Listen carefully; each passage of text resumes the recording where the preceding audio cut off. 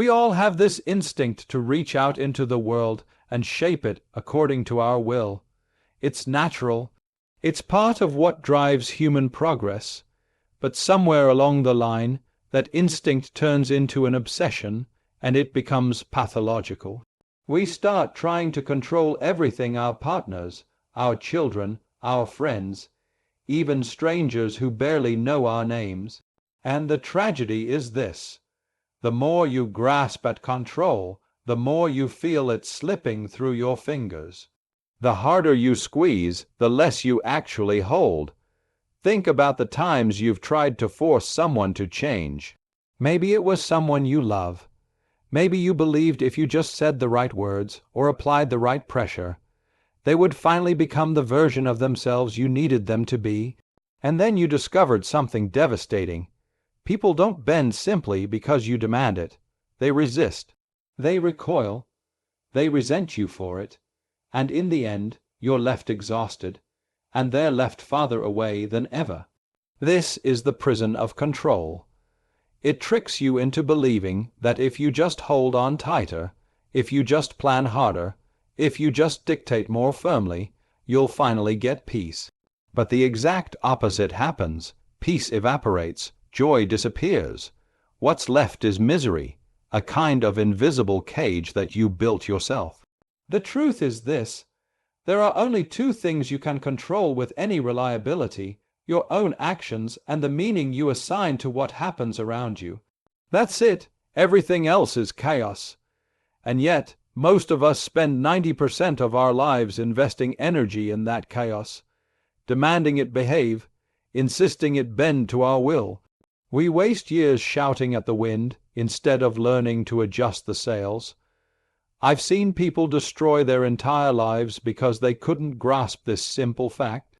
They cling to a failing marriage, believing if they just manipulate hard enough, they'll keep the other person from leaving. They try to micromanage their children into perfection, and then wonder why those children grow up bitter and distant. They stay up at night, obsessing about the economy, or politics, or the neighbor down the street. Things they have zero power to change. And meanwhile, their own life rots quietly in the background. If you want freedom, real freedom, you must learn the art of letting go of control where it does not belong to you. That doesn't mean apathy. It doesn't mean passivity. It means distinguishing between what is yours to manage and what is not. And here's the paradox. The moment you release the need to control what's outside of you, you gain more power over yourself. You become sharper, calmer, more effective. The fog clears, the noise fades, and suddenly you have the strength to act where it actually matters. It takes courage to admit that you can't control outcomes. It's humiliating in a way. You want to be the master of every variable. But humility here is liberating, because once you stop trying to force the world into submission, you realize you can actually cooperate with it. You can move with it rather than against it, and life becomes lighter, more flexible, more alive. So ask yourself, where are you trying to exert control right now that doesn't belong to you? Who are you trying to fix when in truth they're not yours to fix? What are you trying to predict or manipulate when deep down you know you never held the levers in the first place? The prison of control is built on the illusion that the outside world is yours to command. It's not. What is yours is smaller, but infinitely more powerful. Your own mind, your own choices, your own character. Focus there and you will finally understand what real freedom feels like. And if you refuse, if you keep clutching at what was never yours, then the misery will not just visit you. It will become your home. Closing line: the day you stop trying to control the uncontrollable is the day you start to live free. One of the heaviest burdens you'll ever carry is the story you keep telling yourself about who you are. And the strange thing is, most people don't even realize they're dragging it around. They think they're just being themselves, when in reality, they're living out a script that was written long ago, sometimes in childhood, sometimes during a failure, sometimes in the shadow of someone else's judgment. You see, your mind records everything. every insult, every betrayal, every disappointment. And then, without you noticing, it begins to weave those moments into a narrative. You're not good enough. You always screw it up. People will always leave you. Nothing ever works out. And if you're not careful, you begin to believe it. Not just as a passing thought, but as your identity. That's what I call the weight of old stories, ghosts from the past that keep dictating the present. Think about how this works. A child grows up in a home where affection is scarce. Maybe their parents were distracted or critical or cold. That child becomes an adult who unconsciously believes, I'm not worth love unless I earn it. And so, they spend their entire life hustling for approval, chasing relationships where they're always giving more than they're receiving, terrified that if they stop performing, they'll be abandoned. That's not just a memory. That's a prison sentence written by a story that no longer needs to be true. Or take failure. Someone tries something bold and it collapses. Maybe they start a business and it doesn't work. Maybe they fall in love and get betrayed. Maybe they stand up in class once and everyone laughs. And instead of chalking it up as a painful moment, a chapter in a long book, they brand themselves with it. I'm not cut out for risk. I'm not lovable. I'm a fool. And then they play that story on repeat until the world becomes smaller and smaller. This is how people stay miserable. Not because life hands them endless suffering, but because they refuse to put down the script. They rehearse the same lines year after year, and then they wonder why nothing changes. But how could it? If you're always telling the same story, you'll always live the same life. Now, here's the critical point. You don't have to keep those stories. You really don't. Just because something was true once doesn't mean it needs to be true forever. You're allowed to edit the script. You're allowed to decide that the mistakes you made, the pain you endured, the way you were treated, that's part of your past, not your destiny. And yes, it's hard, because those stories are comfortable in a twisted way. They give you something familiar to cling to. If you've always believed you're unlucky, or broken, or unworthy, then at least you don't have to face the terrifying possibility that you might be capable of more.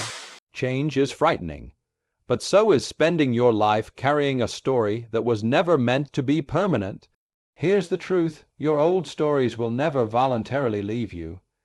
They will linger, whispering in the back of your mind, waiting for moments of weakness to reassert themselves. If you don't actively challenge them, they will define you. But if you do, if you stand up and say, that happened to me, but it is not me, then suddenly you create space for something new. So ask yourself, what story are you still rehearsing? What narrative from your past are you dragging into every room, every relationship, every decision? Whose voice is still echoing in your head, telling you who you are, and is it true, or is it just familiar? You can't rewrite the past, but you can stop letting the past rewrite you. That's the power of letting go of old stories. And the moment you finally drop them, you realize they were never chains after all, they were only threads. And they snap the second you decide to cut them. Closing line: the day you stop clinging to old stories is the day you finally get to write a new one. One of the most corrosive habits you can fall into is the endless rehearsal of what if. What if I had chosen differently? What if I had spoken up? What if I had walked away? What if I had stayed? That kind of thinking is seductive because it gives you the illusion of control over the past.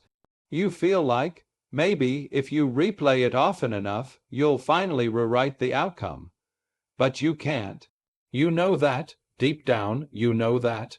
And yet, many of you spend half your lives walking back into moments that are already gone, as though dragging yourself through them one more time will set you free.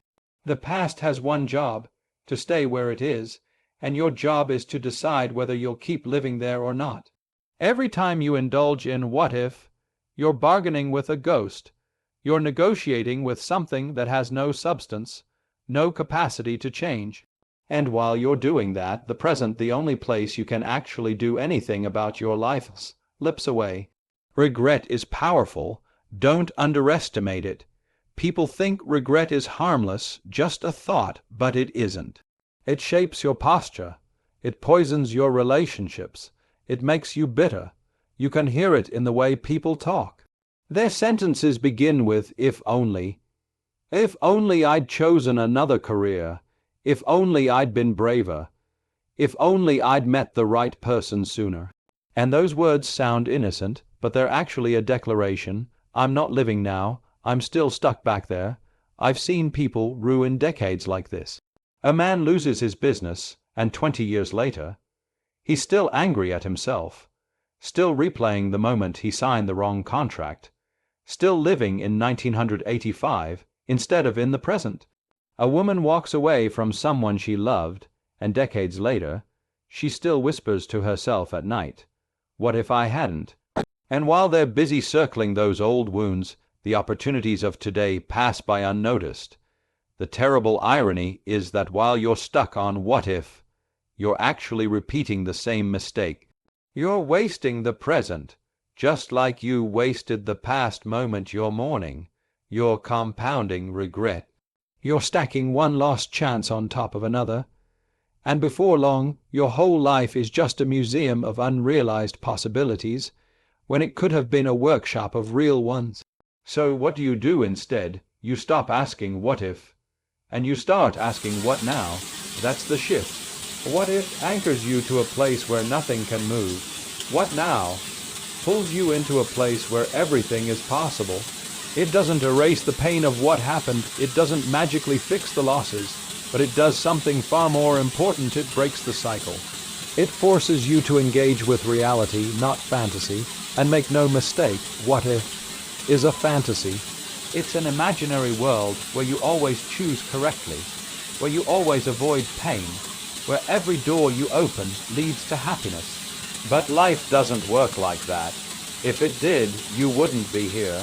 You wouldn't be struggling. You wouldn't even be human. The goal isn't to find the perfect road in hindsight. The goal is to walk forward with courage, even when you're unsure where the road will lead. Ask yourself this: if you spent half the energy you waste on what if and invested it into what now, what would change? What would you finally do? Who would you finally forgive? Who would you finally become? Because the future doesn't care about your what ifs. It only listens to your what nows. The illusion of what if keeps you bound to an alternate version of your life that never existed. It's a mirage, and the more you chase it, the more dehydrated you become. But the water, the real sustenance is here in the choices you can make today, right now. Closing line: trade your what if for what now? Or watch your life dissolve into a story that never actually happened. There's another trap that keeps people miserable, and it's subtle, because on the surface, it doesn't look destructive at all. It looks social, polite, even admirable. I'm talking about the addiction to approval. The desperate need to be liked, to be validated, to be told you're good enough by someone else. And I'll tell you straight, if you don't get a handle on this, it will drain every ounce of strength you have, and you won't even notice it happening. Think about what it means to live for approval. Every decision you make runs through an invisible filter. What will they think? You hesitate before you speak, not because you're weighing truth against falsehood, but because you're calculating whether it will win you applause or cost you favor. You dress, you work, you even love not out of authenticity, but out of fear. Fear of rejection, fear of being seen as inadequate. And slowly, without realizing it, you disappear. Your life becomes a performance for an audience that doesn't even know they're watching. The cruel part is this: no matter how much approval you get, it never satisfies. You think, if I just get this compliment, this recognition, this pat on the back, then I'll finally feel secure. But it doesn't work. Approval is like salt water. The more you drink, the thirstier you become, and then you chase it harder, compromising yourself further, until you're hollowed out, exhausted, and still not at peace. And here's what makes it worse. People can sense when you're desperate for approval. They can smell it on you. And the kind of people who notice that, they'll use it against you. They'll manipulate you, guilt you, dangle affection or validation in front of you like a carrot on a stick. And they'll keep you running in circles. That's not love. That's not respect. That's slavery. So ask yourself honestly, whose approval are you chasing? A parent who never gave it freely, a boss who treats you as expendable, a group of peers who only recognize you when you conform. Why are you handing them the keys to your sense of worth? Why does their opinion get to determine whether you sleep well at night? Here's the reality. Approval is a moving target. The moment you satisfy one expectation, another appears. And if you tie your identity to meeting those shifting standards, you'll never feel stable. Today, they'll praise you for being successful. Tomorrow, they'll resent you for being too ambitious. Today, they'll love you for being agreeable. Tomorrow, they'll despise you for lacking conviction. If you let other people's applause write your story, your life will sound like static, no clarity, no direction, just noise. But there's an alternative. You can root yourself in something deeper, your own values. Not the values you inherited unconsciously, not the values others demand you perform, but the ones you've chosen consciously. When you live by those, you don't need constant approval, because your actions align with what you know to be meaningful. That doesn't mean you'll never feel the sting of rejection. It hurts, of course, but it won't undo you. You'll stand firm because you're standing on solid ground, not shifting sand. And here's the paradox. The moment you stop needing approval, you actually earn more respect. People trust those who don't grovel for validation, who don't bend at every gust of opinion. They may not always agree with you, but they'll recognize something solid in you, something rare. So look at your life. Where are you performing? Where are you contorting yourself just to keep the applause coming? And ask yourself, what would it feel like to live one day, just one, without needing anyone else's nod? To speak because the words matter to you, to act because the values matter to you, to live because life itself matters to you. That's not arrogance. That's not selfishness. That's freedom. And it's the only antidote to the misery of endless approval chasing. Closing line. The day you stop living for applause is the day you start living with integrity. One of the deepest fears that drives people into misery is the fear of being alone. And it's not hard to see why. Human beings are social creatures. From the moment you're born, you're dependent on others for survival. Connection isn't optional, it's built into your biology. But somewhere along the way, that natural need for connection gets twisted into something destructive. It becomes desperation. And when you're desperate to avoid being alone, you'll accept almost anything. You'll tolerate disrespect, betrayal, mediocrity, even outright abuse, because the thought of sitting in silence with yourself feels unbearable. That's why people cling to toxic relationships. That's why they stay in friendships that drain them, or marriages that suffocate them, or circles that belittle them. It's not because they don't see the damage. Deep down, they know. But the idea of leaving, of walking out into the world with no one beside them, that terrifies them more than the suffering they're enduring. They would rather be mistreated than face themselves in the mirror without someone else to distract them. But here's the truth you don't want to hear. If you can't stand being alone with yourself, that means you've abandoned yourself. You've created a life where your own company is a punishment instead of a sanctuary. And that's not a relationship problem. It's a self-respect problem. Think about it. If you met a person who constantly criticized you, constantly doubted you, constantly reminded you of every mistake you'd ever made, would you want to spend time with them? Of course not, but that's exactly how most people treat themselves internally. Then they wonder why solitude feels unbearable. It's not the silence that's the problem. It's the voice inside the silence. So the way forward isn't to avoid being alone.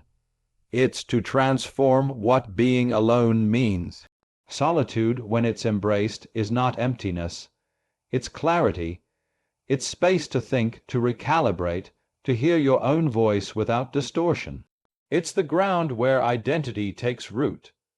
And paradoxically, once you learn how to be at peace with yourself, you become far more capable of building healthy, authentic relationships with others.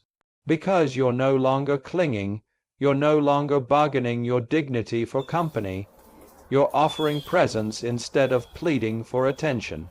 It takes courage to face loneliness, real courage, because when you strip away the noise, the entertainment, the constant validation from others, you're left with yourself.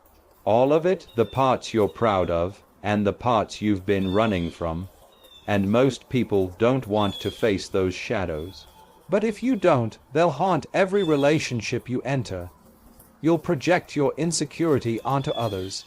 You'll demand they fix what you refuse to face. And eventually, they'll leave not because you were alone, but because you never learned how not to be. So here's the challenge. Stop treating solitude as punishment. Start treating it as training. The ability to be alone without falling apart is the foundation of strength. If you can sit with your thoughts, if you can endure the silence, if you can wrestle with your own fears and still come out standing, then you become the kind of person who doesn't settle for scraps of affection.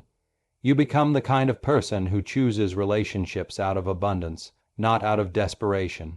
Ask yourself this: what would it look like if you weren't afraid to be alone? What would you walk away from? Who would you stop chasing? How much energy would you reclaim for the things that truly matter?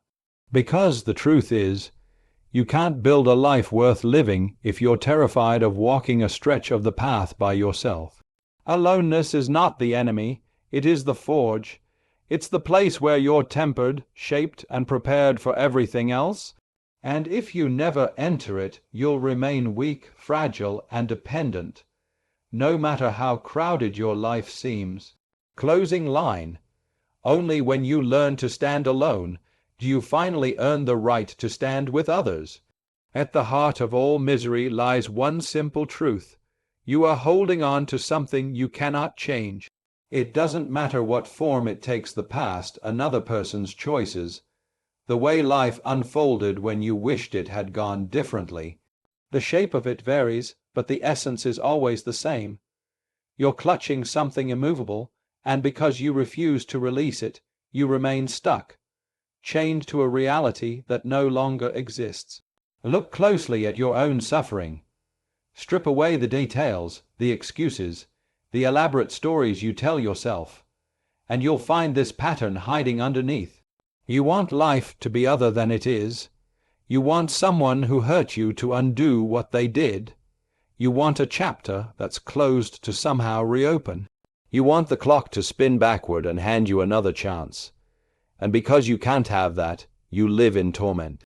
But here's the thing: torment isn't created by the event itself. It's created by your refusal to accept that the event is unchangeable. Pain is inevitable, suffering is optional, pain happens in the moment, suffering lingers when you feed it by replaying, reimagining, rehearsing. It's the mind refusing to let go, clutching a rope that's already been cut on the other side, and the tighter you grip, the more you bleed. People resist this idea because letting go feels like surrender. They think, if I stop holding on, it means I'm weak, it means I lost, but the opposite is true. Letting go is not weakness. Letting go is strength. It takes far more courage to face reality as it is than to keep hiding inside a fantasy of what could have been. Consider how many lives are ruined because of this attachment to the unchangeable. A man spends 30 years resenting his father, waiting for an apology that will never come. A woman carries guilt over a decision she made decades ago, as though dragging it with her will someday erase it. Someone loses a loved one and believes their grief must be eternal, that holding on to the pain is the only way to honor the love. But grief is not proof of love. Chains are not proof of loyalty. Refusing to move forward does not resurrect what is gone. The hardest pill to swallow is this: no one is coming back to rewrite the past. No one is showing up to make different choices on your behalf. The door you wish would open again is sealed. And that's not cruelty, that's reality. And reality, if you face it fully, is the only place you'll ever find peace. The question is not whether life has dealt you pain. It has, and it will again. The question is whether you will waste your existence fighting battles that cannot be fought, or whether you will turn that energy toward what's still in front of you. Because there is always something in front of you, always. The day may not look like what you hoped, but it is still yours to shape. The relationships may not be the ones you lost, but there are still people waiting to know you. The opportunities may not be the ones you missed, but there are still paths to walk. You cannot change what has already happened, but you can change what happens next. And that choice begins the moment you unclench your fist.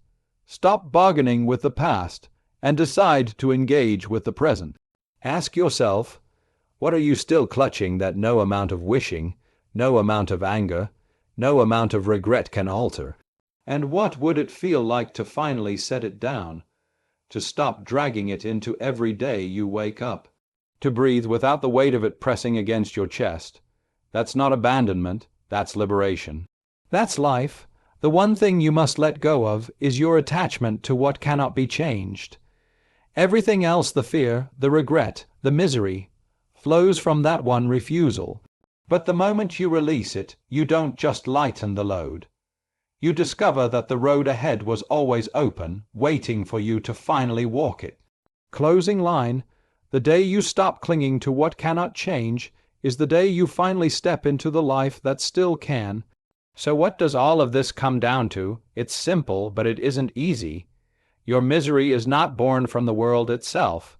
It's born from what you refuse to release. The need to control what isn't yours, the old stories you replay as if they were destiny, the illusions of what if, that keep you chained to shadows. The addiction to approval that makes you a servant to everyone but yourself.